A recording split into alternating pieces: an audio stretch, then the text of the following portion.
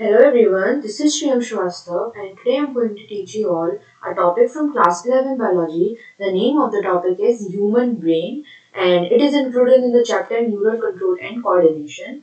This is the lecture 4. इसके previous lecture में मैंने आपको नर्व इम्पल्स का ट्रांसमिशन कैसे होता है, साइनेप्स क्या होता है, उसके बारे में मैंने आपको लास्ट लेक्चर में बताया हुआ है. तो अगर आपने वो नहीं देखा है तो उसे आप चेकआउट कर सकते हैं. आज हम अपने टॉपिक पे वापस आते हैं और सबसे पहले बात करते हैं ह्यूमन ब्रेन के बारे में. हमारा दिमाग या हमारा मस्तिष्क क्या होता है, उसका स्ट्रक्चर क्या होता है, उसके फंक्शंस क्या होते हैं, उसके क्या क्या पार्ट्स होते हैं, वो कैसे मिलकर बना होता है, इस सब के बारे में आज हम डिटेल इन्फॉर्मेशन या डिटेल पढ़ने वाले हैं. तो आइए स्टार्ट करते हैं. सबसे पहले हमें पता होना चाहिए कि ह्यूमन ब्रेन का अगर हम स्ट्रक्चर देखें तो आपको नॉर्मली समझ में आता है कि हमारी बॉडी में जो सबसे दो टाइप के सिस्टम वर्क करते हैं. एक है सेंट्रल नर्वस सिस्टम, एक है पेरिफेरल नर्वस सिस्टम. तो जो हमारा सेंट्रल नर्वस सिस्टम जो site of processing of main जितने भी फंक्शंस होते हैं उनकी इंफॉर्मेशन की प्रोसेसिंग करने का काम जो सीएनएस का होता है, इसके दो पार्ट्स होते हैं. पहला पार्ट हमारा होता है ब्रेन और दूसरा पार्ट होता है हमारा स्पाइनल कॉर्ड. तो हमें आज ब्रेन के बारे में पढ़ना है. सबसे पहले स्टार्टिंग करते हैं ब्रेन से. तो ह्यूमन ब्रेन के का स्ट्रक्चर पढ़ने से पहले हमें उसके बारे में दो तीन पॉइंट्स पता होना चाहिए. क्या पता होना चाहिए कि ये जो हमारा ह्यूमन ब्रेन जो हमारा ह्यूमन ब्रेन है, इसका अगर हम ओरिजिन देखें तो इसका ओरिजिन कैसा होता है. ये एक्टोडर्मल होता है ओरिजिन में. ये क्या होता है? It is ectodermal in origin. ये क्या होता है? एक्टोडर्मल होता है ओरिजिन में. ह्यूमन ब्रेन हमारी बॉडी का सबसे बहुत ही इंपॉर्टेंट पार्ट होता है. ये हमारी बॉडी में होने वाले जितने भी फंक्शंस होते हैं उन सबको कंट्रोल, उसकी एक्सरसाइज का जो काम है वो हमारा ह्यूमन ब्रेन का होता है. अगर हम इसके पार्ट्स देखें या डिवीजन देखें ह्यूमन ब्रेन का, तो ह्यूमन ब्रेन हमारा तीन पार्ट में डिवाइड होता है. पहला होता है ह्यूमन ब्रेन. ये हमारा तीन पार्ट में डिवाइड होता है. सबसे पहला होता है fore brain, then midbrain, forebrain, midbrain and hindbrain. hindbrain. तो आप ऐसे समझिए कि जैसे सपोज करिए ये आपका मस्तिष्क है, ये आपका ब्रेन है. तो इसके ऊपर वाला पार्ट हमारा फोरब्रेन, इसके जो मिड वाला पार्ट है ये हमारा मिड ब्रेन और इसके जो लास्ट वाला पार्ट है ये हम इसको बोल सकते हैं दिस इज हाइंड ब्रेन. तो फोर ब्रेन आगे वाला पार्ट या frontal part, mid brain middle वाला पार्ट और हाइंड ब्रेन लेटरल पार्ट या पोस्टीरियर पार्ट हमारा ह्यूमन ब्रेन में कहलाएगा. फोर ब्रेन की अगर हम के डिवीजन देखें तो फोर ब्रेन में तीन डिवीजन होते हैं विच इज सेरिब्रम, डाइनसेफेलॉन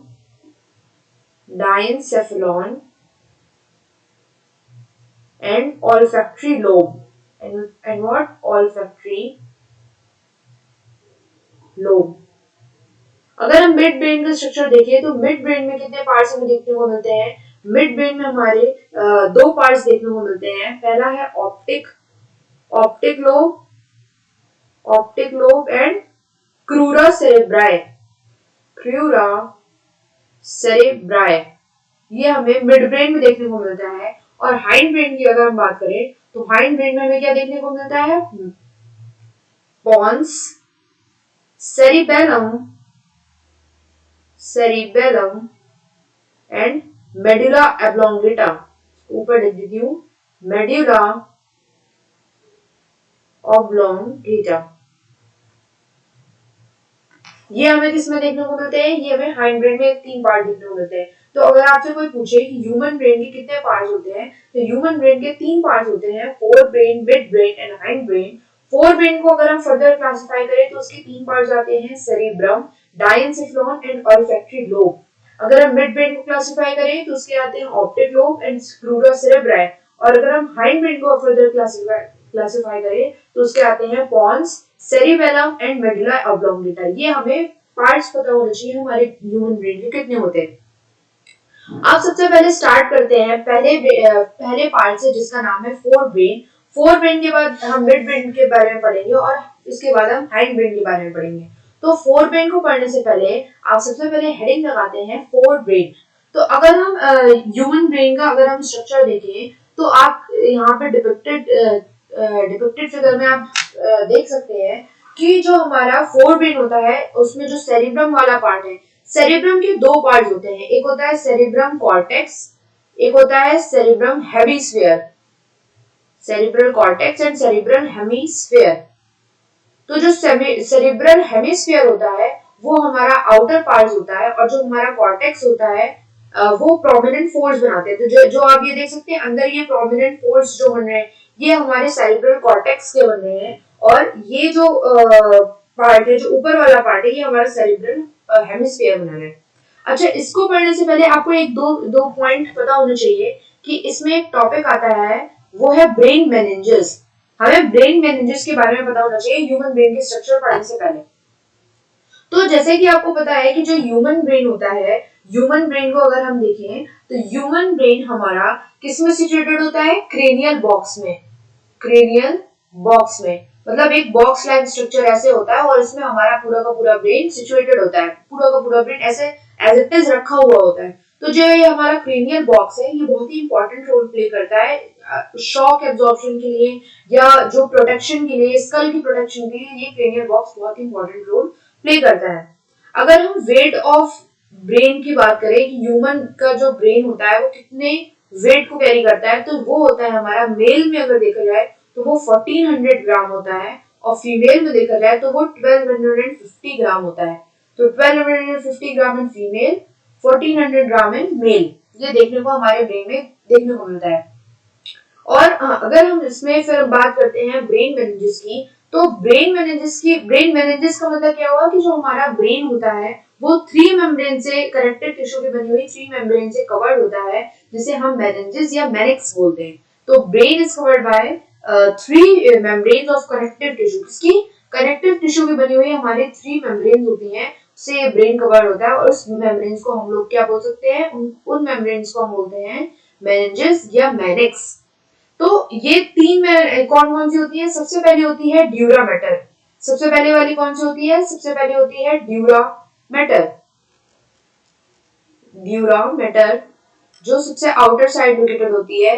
फिर होती है एरिकनॉइड, एरिकनॉइड एंड देन होती है ये जो बाहर की तरफ है पाया मैटर। जो ड्यूरा मैटर होती है और जो एरिकनॉइड होता है उसके बीच में जो स्पेस प्रेजेंट होता है उस स्पेस को बोलते हैं सब ड्यूरल स्पेस। क्या बोलेंगे? सब ड्यूरल स्पेस। जो एरिकनॉइड होती है और पाया मैटर के बीच में जो स्पेस प्रेजेंट होगा उसको हम बोलेंगे सब एरिकनॉइड स्पेस। उसको हम क्या बोलेंगे? सब एरिकनॉइड स्पेस, सब एरिकनॉइड स्पेस। अच्छा, अगर हम ड्यूरा मैटर का स्ट्रक्चर देखें तो हमको एक यहाँ पे एक साइनस सा देखने को मिलता है। ये साइनस को हम बोलते हैं क्रेनियल वीनस साइनस। इसको हम क्या बोलेंगे? Cranial Venus sinus.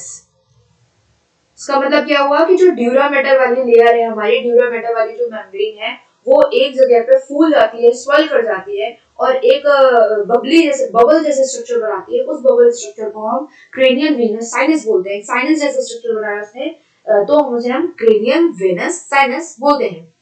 जो हमारी एरिकनॉइड मेम्ब्रेन होती है वो एक प्रोमिनेंट फोल्ड्स से बनाती है। इन फोल्ड्स को हम बोलते हैं एरिकनॉइड विलाय। इसको हम क्या बोलते हैं? इसको हम यहाँ पे डिपिक्ट करके देख सकते हैं। This is what? This is arachnoid villi, arachnoid villi. और ये जो एरिकनॉइड विलाय होते हैं ये बहुत ही इंपॉर्टेंट रोल प्ले करते हैं फोल्डिंग्स एब्जॉर्ब करने में। जो सीएसएफ है, सेरेब्रोस्पाइनल फ्लूइड को, उसमें उसको एब्जॉर्ब करने में बहुत इंपॉर्टेंट रोल प्ले करते हैं। तो सबसे पहले आइए एक एक करके इन सब के बारे में जानते हैं कि ड्यूरा मैटर क्या होती है, पाया मैटर क्या होती है और एरिकनॉइड क्या होती है। तो जो हमारा सबसे पहले हेडिंग जो सबसे पहले हमें पढ़नी है वो है ड्यूरा मैटर। तो जो ड्यूरा मैटर होती है वो फर्स्ट होती है और आउटर मोस्ट मेम्ब्रेन होती है। क्या है? सबसे बाहर की तरफ है, आउटर मोस्ट है और सबसे पहली मेम्ब्रेन है। तो आउटर मोस्ट मेम्ब्रेन है, आउटर मोस्ट मेम्ब्रेन होती है हमारी जो बहुत ही ज्यादा थिक होती है, स्ट्रॉन्ग होती है। और क्या होती है? थिक होती है, स्ट्रॉन्ग होती है और एंड इलास्टिक लेयर होती है। इलास्टिक क्यों? क्योंकि बाहर के जितने भी शॉक वगैरह आ रहे हैं उनको एब्जॉर्ब करने के लिए जो सबसे ज्यादा इंपॉर्टेंट लेयर है वो हमारी ड्यूरा मेटल लेयर है। ये सेवरल प्लेसेस में क्या बनाती है, क्रेनियल वेनस साइनसेस बनाती है, जो क्या कंटेन करता है, इसके अंदर क्या प्रेजेंट होता है, इसके अंदर ब्लड प्रेजेंट होता है। ठीक है, फिर आता है एरेक्नोइड। एरेक्नोइड क्या होती है, एरेक्नोइड हमारी मिडिल मेम्ब्रेन है और ये बहुत ही ज्यादा डेलिकेट लेयर होती है। मिडिल है और क्या है, डेलिकेट लेयर है। ये मिडिल और डेलिकेट लेयर ये किस में देखने को मिलती है, फाउंड ओनली इन मैमल्स। ये केवल और केवल मैमल्स में देखने को मिलती है, इसलिए ये एक क्या है, मैमेलियन कैरेक्टर है। This is a mammalian character. ये केवल और केवल मैमल्स में देखने को मिलती है, इसलिए ये एक बहुत इंपॉर्टेंट मैमेलियन कैरेक्टर है। एरेक्नोइड जो है वो एरेक्नोइड सेवरल प्लेसेस पे क्या बनाते हैं, ये विलाय जैसे स्ट्रक्चर बोलते हैं, जिसे हम बोलते हैं एरेक्नोइड विलाय। और ये क्या काम करते हैं, ये सीएसएफ को एब्जॉर्ब करने का काम करते हैं। सीएसएफ मतलब सेरेब्रो स्पाइनल फ्लूइड, इसको एब्जॉर्ब कराने का काम हमारा एरेक्नोइड विलाय का होता है। अब इसके बाद कौन सी लेयर होती है, हमारी पाया मेटल। जो पाया मेटल होती है वो इनर मोस्ट होती है, थिन होती है। इनर, इसको हम लिख सकते हैं this is what, inner most, सबसे अंदर प्रेजेंट है, थिन होती है। और किसके साथ प्रेजेंट है, ये प्रेजेंट होती है हमारी सेरिब्रल कॉर्टेक्स। दिस इज जो ब्लू कलर की लेयर है, ये हमारी सेरिब्रल कॉर्टेक्स की लेयर है। किसकी लेयर है, सेरिब्रल कॉर्टेक्स। सेरिब्रल कॉर्टेक्स की लेयर के जस्ट ऊपर प्रेजेंट होती है हमारी पाया मेटल, और ये फिर्मली अटैच्ड होती है ब्रेन से। ब्रेन से मतलब सेरिब्रल कॉर्टेक्स से बहुत ही ज्यादा फिर्मली अटैच्ड होती है, अच्छी खासी अटैच्ड होती है। तो ये हमारे तीन मेनिंजेस है। पहली मेनिंजेस कौन सी है, ड्यूरा मेटल, दूसरी है एरेक्नोइड और तीसरी है पाया मेटल। इन तीनों के वेरियस फंक्शंस होते हैं जो हमें ब्रेन में देखने को मिलते हैं। ये तीनों हमारे ब्रेन को क्या करते हैं, कवर करने का काम करती है। अब एक और इम्पोर्टेंट बात जो मैंने आपको यहाँ पे वर्ड यूज किया वो है सीएसएफ। व्हाट इज सीएसएफ, मैंने अभी आपको बताया कि सीएसएफ क्या होता है। CSF is what, CSF is cerebrospinal fluid, cerebrospinal fluid। तो जो cerebrospinal fluid है, ये जिसे हम सीएसएफ बोलेंगे, ये जो सीएसएफ है ये क्या होता है, ये हमारे ब्रेन में एक ऐसा फ्लूइड प्रेजेंट होता है जो बहुत ही एल्कलाइन होता है नेचर में, जैसे कि लिम्फ होता है। तो fluid present in brain, fluid present in brain which is what, which is alkaline in nature, which is alkaline in nature। Nature में क्या है, वो एल्कलाइन है। एल्कलाइन मतलब क्षारीय है, उसमें बेसिक प्रॉपर्टीज देखने को मिलती हैं। सीएसएफ कौन बनाने का काम करता है, सीएसएफ को बनाता है कोरॉइड प्लेक्सस। कौन बनाते हैं, कोरॉइड प्लेक्सस। ये बहुत ही इंपॉर्टेंट टर्म है, आप इसको याद रखिए। जो कोरॉइड प्लेक्सस है वो कहाँ प्रेजेंट होते हैं, वेंट्रिकल्स ऑफ ब्रेन। ब्रेन के जो वेंट्रिकल्स वाले पार्ट है वहां पे कोरॉइड प्लेक्सस प्रेजेंट होते हैं, और ये कोरॉइड प्लेक्सस क्या बनाते हैं, फॉर्म सीएसएफ। ये सेरिब्रल स्पाइनल फ्लूइड को बनाने का काम करते हैं। अगर हम सेरिब्रल स्पाइनल फ्लूइड के फंक्शंस की बात करें, तो जो सेरिब्रल स्पाइनल फ्लूइड जो हमारा होता है वो क्या फंक्शन परफॉर्म करता है, वो अगर हम उसके फंक्शंस देखें, सेरिब्रल स्पाइनल फ्लूइड के फंक्शंस देखें, तो सबसे पहले तो ये प्रोटेक्शन ऑफ ब्रेन करता है। ब्रेन की प्रोटेक्शन का काम हमारा सीएसएफ क्या होता है, ये क्या करता है, शॉक एब्जॉर्बिंग मीडियम की तरह काम करता है। जो शॉक हमारी एकदम से अगर हमारा ब्रेन किसी चीज से टकरा जाता है तो उसको प्रोटेक्ट करने का काम, उसको शॉक को एब्जॉर्ब करने का काम किसका होता है, सेरिब्रल स्पाइनल फ्लूइड का होता है। और ये जो सेरिब्रल स्पाइनल फ्लूइड है ये वर्क एज अ कुशन, जैसे तकिया होता है, तकियों के ऊपर आप थोड़ा सा फोर्स से कुछ भी मारो तो वो अपने वो जो शॉक है उसको एब्जॉर्ब कर लेता है और नीचे वाली लेयर के पर उसको कोई इफेक्ट नहीं होने देता है। ऐसे जो सेरेब्रो स्पाइनल फ्लूइड है वो क्या काम करता है, वर्क एज कुशन की तरह काम करता है एंड प्रोटेक्ट ब्रेन को प्रोटेक्ट करने का काम करता है। और क्या काम करता है, ये प्रोवाइड कराता है बॉयंसी का मतलब क्या हुआ, जैसे अगर आप पानी में सपोज करिए आप पानी में आपने एक लकड़ी का गुटका ऊपर से डाल दिया तो वो पानी में ऊपरी वाली सरफेस पर तैरता रहता है। क्यों तैरता रहता है, क्योंकि ऊपर से जितना प्रेशर लग रहा है, जो पानी होता है वो अंदर से सेम प्रेशर लगा रहा होता है, और ये प्रेशर जब बैलेंस हो जाता है तो वो ऊपर की सरफेस पे तैरता रहता है।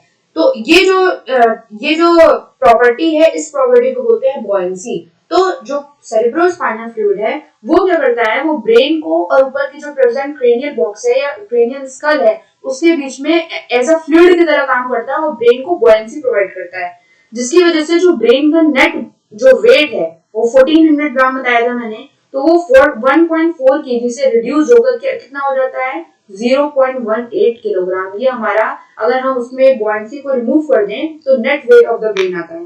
तो ये बुओयेंसी प्रोवाइड करता है हमारे ब्रेन को। ये बात आपको क्लियर हुई। अब हम बात करते हैं फोर ब्रेन के बारे में कि हमने इसके ऊपर आपको स्ट्रक्चर बताया फोर ब्रेन।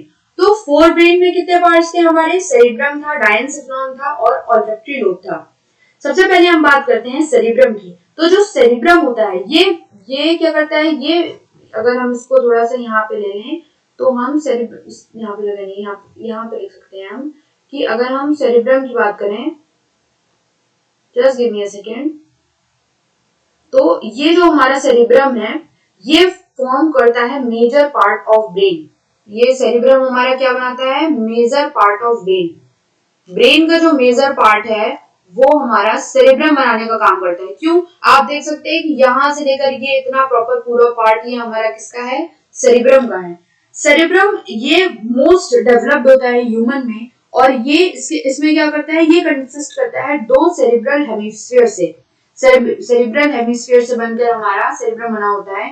ये जो लेफ्ट, ये एक तरफ वाला जो पोर्शन आपको देखने को मिल रहा है ये है left cerebral hemisphere, this is what right cerebral hemisphere. दोनों सेरिब्रल हेमिस्फीयर के बीच में ग्रूव प्रेजेंट होती है। इस ग्रूव को हम बोलते हैं, दिस ग्रूव इज प्रेजेंट, ये ग्रूव को हम क्या बोलते हैं, this groove is called median fissure. इसको बोला जाता है मीडियन फिजर।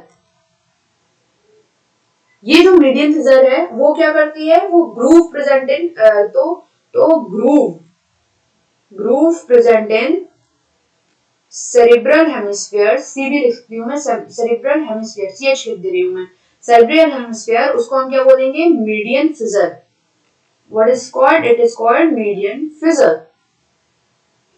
अच्छा, जो सेरिब्रल हेमिस्फीयर होते हैं उनको कनेक्ट करने का काम, या बेस एरिया में वो जो जिससे कनेक्ट होते हैं वो कनेक्ट करने का काम किसका होता है, कॉर्पस कैलोसम। ये जो व्हाइट कलर का आपको थिक स्ट्रक्चर दिख रहा है ये क्या होता है, कॉर्पस कैलोसम। ये क्या करता है, ये कनेक्ट करता है जो सेरिब्रल हेमिस्फीयर को, each other, connect the cerebral hemisphere with a white thick nerve fibre. ये क्या है, कॉर्पस कैलोसम क्या है, white thick nerve fibre, white thick nerve fibre. ये क्या करता है, ये कनेक्ट करने का काम करता है left cerebral hemisphere and right cerebral hemisphere को। और जो ये कॉर्पस कैलोसम होता है ये हमारा जो corpus callosum largest commissure of brain कहलाता है। इट इज, ये क्या कहलाता है, this is called largest commissure of brain.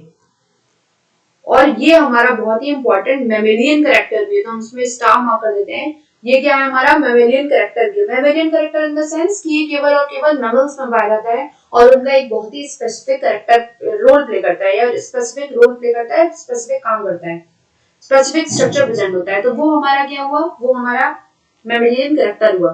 तो कॉर्पस कैलोसम क्या हुआ, ये कनेक्ट करता है दोनों सेरिब्रल हेमिस्फीयर्स को और इन दोनों के बीच में जो ग्रूव प्रेजेंट होती है वो होती है हमारी median फिजर। It is what, median, इसकी स्पेलिंग है MEDIAN, मीडियन फिजर, ये ग्रूव प्रेजेंट होती है। ये आपको पार्ट क्लियर हुआ। अब ईच सेरिब्रल हेमिस्फीयर ये 4 लोब्स में डिवाइडेड होता है। इन लोब्स को क्या, ये 4 लोब्स कौन कौन सी लोब्स हैं, just give me a second, तो मैं आपको डिस्क्राइब करके बताऊं। सपोज करिए ये हमारा ह्यूमन ब्रेन का स्ट्रक्चर है, so what this is our human brain। तो ह्यूमन ब्रेन के स्ट्रक्चर को अगर हम देखें तो इसमें हमें 4 लोब्स देखने को मिलती है। ये 4 लोब्स कौन कौन सी हैं, सबसे पहले एक लोब यहां से जाती है, second one goes from there and third one goes from here. ये हमें 4 लोब्स देखने को मिलती है। जो हमारे फ्रंट में सामने जो लोब प्रेजेंट होती है, जो फोरहेड वाली लोब्स प्रेजेंट होती है, उसको हम बोलते हैं फ्रंटल लोब। इसको हम क्या बोलेंगे, फ्रंटल लोब, फ्रंटल लोब, या इसको हम बोल सकते हैं एंटीरियर लोब, एंटीरियर लोब। और ये क्या होती है, फ्रंटल लोब या एंटीरियर लोब, और ये हमारी लार्जेस्ट लोब प्रेजेंट होती है। तो हमारी जितनी भी लोब्स हैं वो लार्जेस्ट लोब प्रेजेंट है। जो सामने की तरफ आपको देखने को मिलेगी ये हमारी फ्रंटल लोब है। इसके बाद जो आपको मिडल में देखने को मिलेगी वो है हमारा सेंट्रल सर्कस। जो अगर आप ऊपर से अपने ब्रेन का स्ट्रक्चर देखें तो हमारा बीच में जो ऊपर वाला स्ट्रक्चर प्रेजेंट है, this is called parietal lobe या middle lobe. This is parietal lobe या कौन सी लोब है, मिडल लोब, ये देखने को मिलती है। पीछे की तरफ हमारी पोस्टीरियर साइड में हमें देखने को मिलती है ऑसिपिटल या क्या बोल सकते हैं पोस्टीरियर लोब, ये हमें पीछे की तरफ देखने को मिलती है। और जो हमारे ईयर वाला एरिया है, कान वाला एरिया है, उसमें लेटरल साइड में प्रेजेंट होती है टेम्पोरल लोब या जिसको हम बोल सकते हैं लेटरल लोब। ये हमें 4 लोब हमारे ब्रेन में प्रेजेंट होती हैं। 4 लोब कौन कौन सी, जो सामने की तरफ फोरहेड में प्रेजेंट है वो हमारी फ्रंटल लोब, जो बीच में हमारे, अगर हम ऊपर से अपने ब्रेन का स्ट्रक्चर देखें तो बीच में जो प्रेजेंट है वो हमारी पैराइटल लोब, और पीछे की तरफ जो प्रेजेंट है वो है ऑसिपिटल लोब, और कान की तरफ या ईयर के एरिया की तरफ जो प्रेजेंट है वो है हमारी टेम्पोरल लोब। अच्छा, इन लोब के बीच में सर्कस प्रेजेंट होते हैं, वेरियस सर्कस प्रेजेंट होते हैं, जो दोनों लोब्स को, 2 लोब्स को डिवाइड करने का काम करते हैं। तो फ्रंटल लोब और पैराइटल लोब को के बीच में जो डिवाइड करने का काम करता है वो होता है सेंट्रल सर्कस। वो कौन सा सर्कस है, सेंट्रल सर्कस। या इसको ये किसको सेपरेट करने का काम करता है, ये फ्रंटल लोब और पैराइटल लोब को सेपरेट करने का काम करता है। अच्छा, ऑसिपिटल लोब और टेम्पोरल लोब को सेपरेट करने का काम किसका होगा, पैराइटो ऑसिपिटल लोब। किसका, पैराइटो ऑसिपिटल लोब, पैराइटो ऑसिपिटल लोब। ये किसको सेपरेट करने का काम करता है, टेम्पोरल लोब को ऑसिपिटल लोब से सेपरेट करने का काम करता है पैराइटो ऑसिपिटल सल्कस का। I am so sorry, this is पैराइटो occipital sulcus. This is parieto-occipital sulcus. अच्छा, फ्रंटल लोब और टेम्पोरल लोब के बीच में जो सल्कस प्रेजेंट है वो कौन सा सल्कस है, this is lateral sulcus. This is what, lateral sulcus. ये हमारे 4 लोब्स हैं जो हमारे मेन डॉर्सोलेटरल सरफेस में प्रेजेंट होते हैं सेरिब्रल हेमिस्फीयर के, जो आपको याद रखना है। तो अगर आपको कंफर्म हो गया होगा कि अगर आपसे कोई पूछे जो बाहर वाला एरिया है, जो outer part of cerebral hemisphere है, उसे हम बोलते हैं सेरिब्रल कॉर्टेक्स। सेरिब्रल कॉर्टेक्स क्या हुआ, outer part of cerebral hemisphere.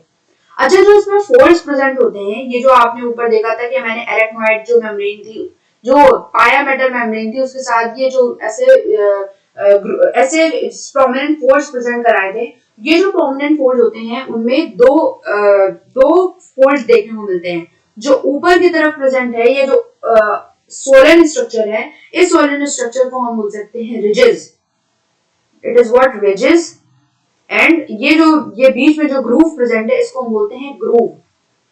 ये रिजेस एंड ग्रूव्स प्रेजेंट होते हैं हमारी, किसमें प्रेजेंट होते हैं, सेरिब्रल कॉर्टेक्स के प्रोमिनेंट फोल्ड्स में।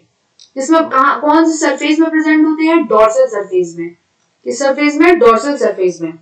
अच्छा, जो रिजेस होते हैं, रिजेस को हम टेक्निकली जब सेरिब्रल कॉर्टेक्स के टर्म यूज करते हैं तो हम बोलते हैं इट इज व्हाट, गायरे या गायरा। इसका प्रोनाउंसिएशन जो भी हो, गायराई या गायरी हम बोल सकते हैं। एंड ग्रूव्स होते हैं, उनको हम बोलते हैं sulcus. Grooves is what called as sulcus या सल्काए। और ये दोनों मिलके क्या कराते हैं, ये दोनों हमारा मिलके कराते हैं, इंक्रीज करते हैं surface area of brain. Surface area of brain, इसको इंक्रीज कराने का काम हमारा किसका होता है, ridges and gyri, ridges and grooves, जिस गायरे और सल्कस का, इन दोनों का मिलकर काम होता है। अगर हम सेरिब्रल कॉर्टेक्स का अपीयरेंस देखें तो सेरिब्रल कॉर्टेक्स हमारा ग्रेइश अपीयरेंस रखता है, इसलिए हम यूजुअली इसको ग्रे मैटर की तरह यूज कर लेते हैं कि it is what use just grey matter की तरह हम इसको ट्रीट करते हैं, क्योंकि इसमें कैसा अपीयरेंस होता है, ग्रेइश अपीयरेंस होता है।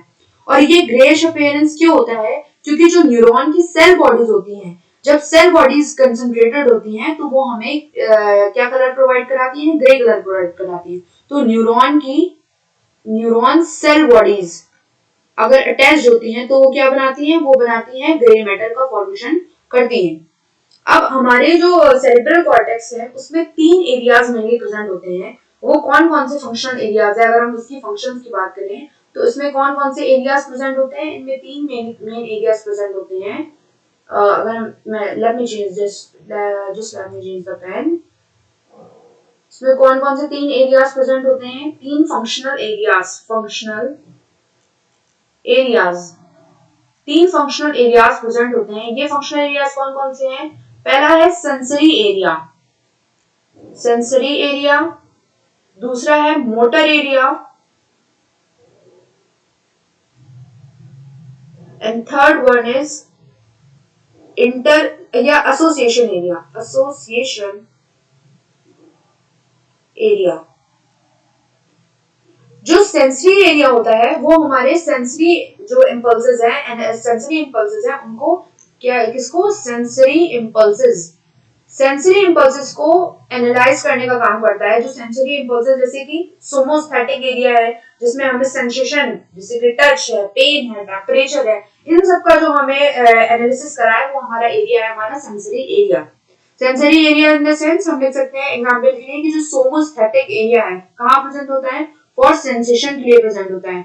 सेंसेशन जैसे कि कौन कौन सी, टच हुआ, पेन हुआ, टेम्परेचर हुआ, इन सब में जो एरिया वर्क करता है वो हमारा कौन सा एरिया वर्क करता है, सेंसरी एरिया वर्क करता है। Motor area in the sense जो क्या जनरेट कराएगा, मोटर इंपल्सेस को जनरेट कराएगा। तो जनरेट मोटर इंपल्सेस इनको जनरेट कराने का काम इसका होता है, वो है हमारा मोटर एरिया। और जो मोटर एरिया होता है इसका एक बहुत ही इंपॉर्टेंट एग्जांपल देखने को मिलता है जिसे हम बोलेंगे ब्रोकोज एरिया। आपको पता होना चाहिए कि जो ब्रोकोज एरिया है वो कहाँ प्रेजेंट है, present in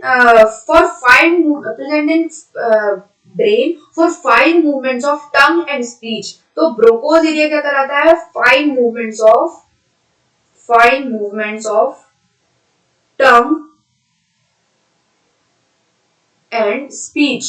tongue and speech में जो मेन एरिया काम करता है वो है हमारा ब्रोकोज एरिया। और ये किस टाइप का एरिया है, ये मोटर एरिया टाइप का है।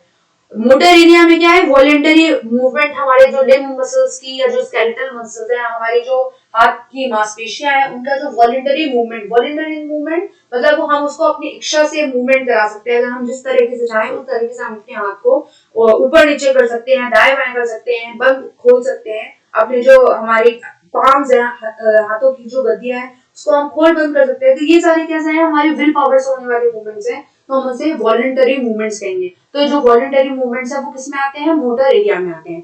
फिर एक नए टाइप का एरिया प्रेजेंट होता है, उसको हम बोलते हैं एसोसिएशन एरिया। ये neither clearly sensory nor clearly motor.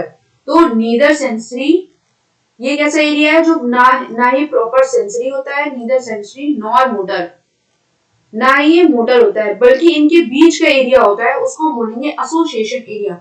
और ये बहुत ही बड़े लार्ज रीजन्स में प्रेजेंट होता है। कैसे इसमें प्रेजेंट होता है, लार्ज रीजन्स में ये एरिया हमारा प्रेजेंट होता है। और ये रिस्पॉन्सिबल होता है सर्टेन कॉम्प्लेक्स फंक्शंस के लिए जो हमारे ब्रेन परफॉर्म कराते हैं। तो अगर हम एसोसिएशन एरिया को देखें तो एसोसिएशन एरिया हमारा क्या है, neither clearly sensory neither clearly motor area होता है। और ये जो एसोसिएशन एरिया है, ये एसोसिएशन एरिया हमारे 3 मेन फंक्शंस है उनको परफॉर्म कराने का काम करता है। 3 मेन फंक्शंस क्या क्या है, इंटरसेंसरी एसोसिएशंस बनाता है, इंटरसेंसरी एसोसिएशंस बनाता है। और किसमें हेल्प होता है, और ये हेल्प करता है मेमोरी में, और ये किसमें हेल्प करता है, कम्युनिकेशन में ये हेल्प करता है। तो इंटरसेंसरी एसोसिएशन का मतलब क्या हुआ कि जो डिफरेंट टाइप के एसोसिएशन जो एक दूसरे से कनेक्ट होते हैं। जैसे आपको मेनली पता है कि जो सेंसरी इनपुट्स हैं जैसे कि साउंड है, लाइट है, स्मेल है, इन सबको किसके पास भेजा जाता है, ब्रेन के पास भेजा जाता है। ब्रेन उनकी एनालिसिस करता है और फिर इसके इंपल्सेस को अपने रिस्पेक्टिव ऑर्गन्स के पास भेज देता है। बट कुछ ऐसे सेंसेशन एसोसिएशन होते हैं जो एक दूसरे से इंटरकनेक्टेड होते हैं। तो उन जो एसोसिएशन एरियाज होते हैं उनको हम बोलते हैं इंटर सेंसरी एसोसिएशंस, और वो हमारे ब्रेन में बहुत ही इंपॉर्टेंट रोल प्ले करते हैं। दूसरा है मेमोरी में। आपको पता है कि जो मेमोरी हमारे बॉडी में दो टाइप की मेमोरीज होती है, एक होती है शॉर्ट टर्म मेमोरी, एक होती है लॉन्ग टर्म मेमोरी, तो इसको मेंटेन कराने का काम किसका होता है? डिफरेंट लोब्स ऑफ सेरिब्रम इसको मेंटेन कराने का काम करते हैं। तो memory of the past events is recorded by association areas. Past event की जो मेमोरी है उसको कौन रिकॉर्ड करता है? एसोसिएशन एरियाज रिकॉर्ड करते हैं। कम्युनिकेशन में एबिलिटी टू कम्युनिकेट, इसको भी कौन कंट्रोल करता है? Association area of cerebral cortex. तो सेरिब्रल कॉर्टेक्स उसमें बहुत सारे डिफरेंट रीजन होते हैं जो डिफरेंट फंक्शंस को कंट्रोल कराने का काम करते हैं। तो अगर आपसे कोई पूछे, अगर आपसे एनसीईआरटी में पूछा जाए कि फंक्शंस ऑफ सेरिब्रम क्या है, अगर आपसे कोई प्रॉपर पूछे कि फंक्शंस ऑफ सेरिब्रम क्या है, तो उसके डिफरेंट फंक्शंस हमें देखने को मिलते हैं। पहला फंक्शन जो बहुत ही मोस्ट इंपॉर्टेंट हमें देखने को मिलता है वो क्या है कि ये कंट्रोल और रेगुलेट करता है different parts of brain. Control and regulates different reasons of brain, brain के डिफरेंट रीजंस को ये कंट्रोल और रेगुलेट करने का काम करता है। ये मेन सेंटर है कॉन्शियस सेंसेस का, विल पावर का और वॉलंटरी मूवमेंट्स का, नॉलेज का, इन सब का हमारा मेन सेंटर सेरिब्रम होता है। डिफरेंट सेंस ऑर्गन्स, ये अपने जो जितने भी टाइप के सेंस ऑर्गन्स हैं वो अपने सारे इंपल्स किसको भेजते हैं? सेरिब्रल कॉर्टेक्स को भेजते हैं, सेरिब्रम को भेजते हैं, और फिर ये एनालिसिस और कोऑर्डिनेशन करके ये जो इंपल्स आए हैं उनका रिजल्ट, उनको क्या इसके बारे में हमें बताना है, वो मैसेजेस को ट्रांसफर कर दिया जाता है ऑर्गन्स में। तो बहुत ही इंपॉर्टेंट रोल प्ले किया जाता है। तो अगर आपसे एनसीईआरटी के लाइन में कोई पूछे तो ये हम बोल सकते हैं कि ये क्या करता है? वॉलंटरी मूवमेंट्स को कंट्रोल करता है, वॉलंटरी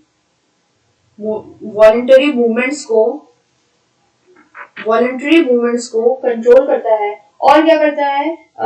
बैलेंस ऑफ द नहीं, और क्या कंट्रोल करता है? विजन को कंट्रोल करता है, हियरिंग को कंट्रोल करता है, विजन एंड हियरिंग को कंट्रोल करता है, स्पीच को कंट्रोल करता है, स्पीच मैंने आपको बताया, और स्पीच को कंट्रोल करता है, मेमोरी को कंट्रोल करता है। डिफरेंट फंक्शंस है, उनको कंट्रोल करने का काम हमारा फंक्शन किसका होता है? सेरिब्रम का होता है। अब आगे बढ़ते हैं और हमें बात करनी है सेकंड पार्ट की, वो है हमारा क्या? डायंसिफ्लॉन। हमें किसके बारे में बात करनी है? डायंसिफ्लॉन के बारे में। Let me change the pen. Diencephalon. तो जो हमारा डायंसिफ्लॉन, अगर हम इसका स्ट्रक्चर देखें तो डायंसिफ्लॉन हमें कहाँ देखने को मिलता है? अगर हम ऊपर जाएं और इसका स्ट्रक्चर देखा जाए, ब्रेन का स्ट्रक्चर देखा जाए, तो ब्रेन का स्ट्रक्चर देखने पे ये है यहाँ पर। अगर हम ब्रेन का स्ट्रक्चर देखें तो सेरिब्रम के जस्ट नीचे ये है हमारा कॉर्पस कैलोजम के जस्ट नीचे ये जो हमें एरिया देखने को मिलता है, ये एरिया हमारा है डायंसिफ्लॉन। तो अगर हम इसको हाईलाइट करते हैं तो ये एरिया आपको जो देखने को मिल रहा है, ये एरिया हमारा क्या है? डायंसिफ्लॉन। इसके तीन पार्ट्स हमें देखने को मिलते हैं। ये वाला एरिया है थैलेमस, दिस इज व्हाट, ये जो बड़ा वाला एरिया है ये हमारा थैलेमस है। फिर नीचे वाला जो एरिया है ये हमारा हाइपोथैलेमस, और ये जो पोस्टीरियर एरिया है ये हमें देखने को मिलता है एपिथैलेमस। तो अगर हम इसका नीचे स्ट्रक्चर बनाएं तो आपको ये इस डायग्राम में समझ में आ रहा है, दिस इज थैलेमस, जो बहुत ही बड़ा सा आपको येलो, बहुत ही बड़ा सा ब्लू कलर का जो स्ट्रक्चर देखने को मिलता है ये हमारा थैलेमस। ये नीचे वाला जो पार्ट है ये हमारा हाइपोथैलेमस, और ये ऊपर रूफ जो बनाता है वो हमारा एपिथैलेमस है। तो ये जो रूफ बनाने का काम है ना, ये किसका है? ये एपिथैलेमस का काम है। ये किसका काम है? ये एपिथैलेमस का काम है। तो अगर हम नीचे इसको जाके देखें, नीचे इसके बारे में पढ़े तो क्या पढ़ना है इसके बारे में? डायंसिफ्लॉन के बारे में पढ़ना है। मेन हेडिंग लगाते हैं डायंसिफ्लॉन। मेन हेडिंग क्या लगाएंगे? डायंसेफेलॉन। तो डायंसिफ्लॉन के हमें तीन पार्ट देखने को मिलते हैं। पहला पार्ट क्या है? एपिथैलेमस। दूसरा पार्ट क्या है? थैलेमस। एंड तीसरा पार्ट इज हाइपोथैलेमस, जिसमें हाइपोथैलेमस आपने बहुत बारी पढ़ा होगा या बहुत बारी सुना होगा। ये जो दो पार्ट्स हैं वो आपने नहीं सुने होंगे, एपिथैलेमस एंड थैलेमस। तो आपको पता होना चाहिए कि जो एपिथैलेमस है ये बनाता है रूफ ऑफ डायंसिफ्लॉन। रूफ ऑफ डायंसिफ्लॉन को बनाने का काम किसका होता है? एपिथैलेमस का। और एपिथैलेमस के एंड में एक पीनियल बॉडी लोकेटेड होती है, एक ग्लैंड प्रेजेंट होती है जिसे हम बोलते हैं पीनियल बॉडी। और ये कहाँ पर ये क्या कंट्रोल करती है, सेक्सुअल मैच्योरिटी को कंट्रोल करती है। तो अगर आपसे कोई पूछे कि पीनियल बॉडी वो कहाँ प्रेजेंट होती है, ये अगर आप इसको रूफ समझिए तो रूफ के एंड में यहाँ पे हमें पीनियल बॉडी देखने को मिलती है और नीचे वाला पोर्शन हमारा हाइपोथैलेमस चला जाता है। तो ये अगर आप रुकिए मैं आपको इसका structure just wait a second, मैं आपको इसका स्ट्रक्चर दिखाती हूँ। ये देखिए, ये जो रूफ ऑफ एपिथैलेमस है ये यहाँ पे नीचे जाके एक इस डिफरेंट स्ट्रक्चर बना रही है। इस स्ट्रक्चर को हम बोलते हैं pineal body. This is pineal body. ये जो पीनियल बॉडी है ये क्या करती है, सेक्सुअल मैच्योरिटी को कंट्रोल करने का काम करती है, ये सेक्सुअल मैच्योरिटी के लिए फंक्शन करती है। तो डायनसिफ्लॉन्स का जो सबसे पहला पार्ट है एपिथैलेमस, ये आपको क्लियर हुआ कि ये क्या है, रूफ ऑफ डायनसिफ्लॉन। डायनसिफ्लॉन का जो ऊपर वाला एरिया है ये एपिथैलेमस का बनाता है। थैलेमस क्या है, थैलेमस है हमारा अपर लेटरल वॉल ऑफ डायनसिफ्लॉन। ये 80% पार्ट बनाती है, 80% पार्ट या मेजर पार्ट बनाती है डायनसिफ्लॉन की। ये क्या करता है, ये एक्ट करता है as a relay centre. Relay centre मतलब यहाँ पे जितनी इंफॉर्मेशन आती हैं उनको, ऑल सेंसरी इनपुट्स को, पार्ट्स ऑफ द बॉडी को ब्रेन के किस पार्ट में भेजा जाता है, रिले सेंटर ये थैलेमस में भेजा जाता है। और ये इसके बाद ये सारी इंपल्सेस को किसमें भेज देता है, सेरिब्रल कॉर्टेक्स में। तो sensory inputs from all the parts of the body send to thalamus and then thalamus sends it to cerebral cortex के पास भेज देता है। सेरेब्रम जो थैलेमस की चारों तरफ, क्या अगर हम नीचे यहाँ पे थैलेमस को बनाए तो थैलेमस के ऊपर चारों तरफ क्या प्रेजेंट था, सेरिब्रल कॉर्टेक्स प्रेजेंट था। ये सेरिब्रम प्रेजेंट था। तो सेरिब्रम को रैप अराउंड करता है, थैलेमस को रैप अराउंड करता है। और ये बहुत ही बड़ा मेजर कोऑर्डिनेटिंग सेंटर है for sensory and motor signalling. तो अगर हम यहाँ पे लिखें तो it is a major coordinating centre है। Major coordinating centre for what, for sensory and motor impulses, ये हमारा किसका काम होता है, थैलेमस का फंक्शन होता है। अब अगर हम बात करें तीसरे पार्ट की जिसे हम बोलेंगे हाइपोथैलेमस। तो जो हमारा हाइपोथैलेमस है इसके बारे में आप पढ़ चुके हैं कि हाइपोथैलेमस हमारा क्या है, हाइपोथैलेमस लोअर और वेंट्रल पार्ट है, लोअर और वेंट्रल पार्ट ऑफ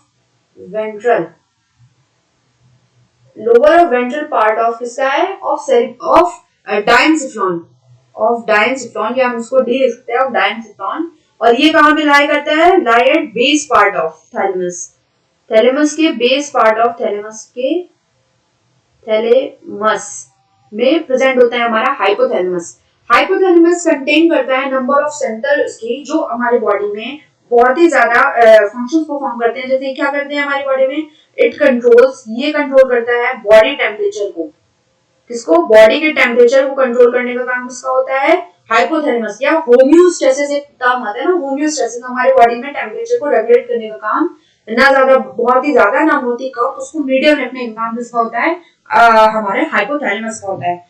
ये क्या करता है, ये अर्ज फॉर ईटिंग, मतलब ये कंट्रोल करता है हमारी urge for eating. Urge for eating का मतलब कि भूख लगने की जो हमारी अर्ज है ना, कि हमें कब पता चलता है कि हमें बहुत ज्यादा भूख लग रही है, तो urge for eating and drinking, भूख प्यास लगने का जो हमारा फंक्शन है, हमारा ब्रेन कब संकेत देता है, हंगर एंड थर्स्ट लिख सकते हैं, हंगर एंड थर्स्ट। इसको कौन मेंटेन करता है, इसको मेंटेन करता है हमारा हाइपोथैलेमस। ये इसके पास बहुत ही डिफरेंट टाइप्स की न्यूरोसेक्रेटरी सेल्स प्रेजेंट होती हैं जो सिक्रीट करती है हार्मोन्स, उनको हम बोलते हैं हाइपोथैलेमिक हार्मोन्स। तो इसके पास क्या प्रेजेंट होती है, न्यूरोसेक्रेटरी सेल्स। ये न्यूरोसेक्रेटरी सेल्स क्या सीक्रेट करती है, ये हार्मोन सीक्रेट करती है, और उस हार्मोन को हम बोलेंगे हाइपोथैलेमिक हार्मोन।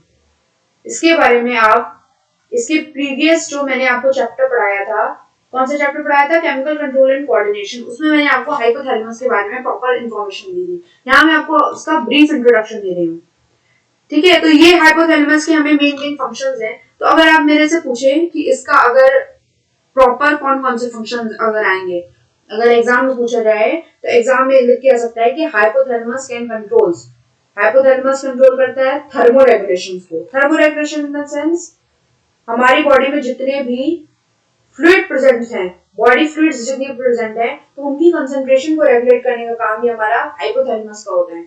ये कंट्रोल करता है बिहेवियर को और इमोशंस को, बिहेवियर एंड इमोशंस को ये कंट्रोल करने का काम करता है।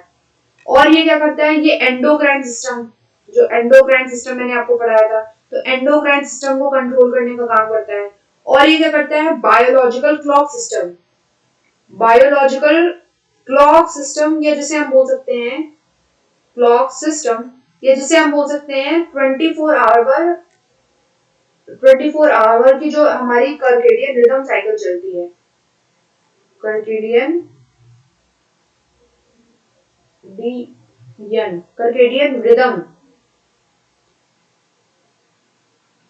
जो साइकिल चलती है उसको कंट्रोल करने का काम करता है। ये एएनएस मतलब ऑटोनॉमिक नर्वस सिस्टम, इसको कंट्रोल करने का काम करता है। और ये ऑस्मो रेगुलेशन का भी काम करता है। तो ये हमारे बॉडी में वेरियस फंक्शन को परफॉर्म करने का काम करता है, जो आपको याद होना चाहिए।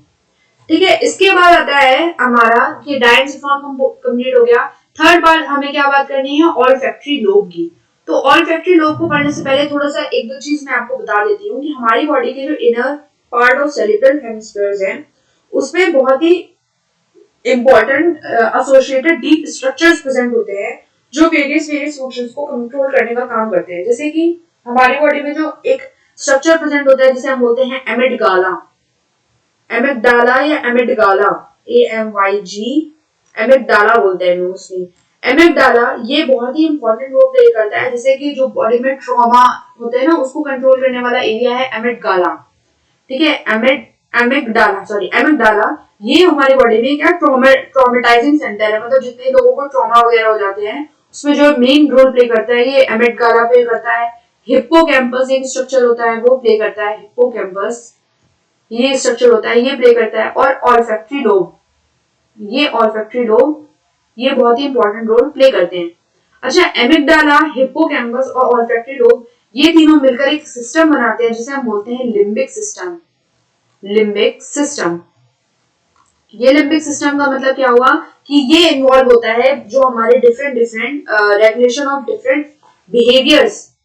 Just give me a second, ये पीछे चला गया है। ये क्या बनाते हैं, ऑल्फैक्टरी लोब, हिप्पोकैम्पस और एमिगडाला ये मिलकर बनाते हैं लिम्बिक सिस्टम को। किसको बनाते हैं, लिम्बिक सिस्टम को। और ये लिम्बिक सिस्टम बहुत ही ज्यादा इंपॉर्टेंट रोल प्ले करता है रेगुलेशन ऑफ सेक्सुअल बिहेवियर। किसको रेगुलेट करता है, ये सेक्सुअल बिहेवियर को रेगुलेट करेगा। और किसको रेगुलेट करेगा, ये रेगुलेट करता है इमोशनल रिएक्शन।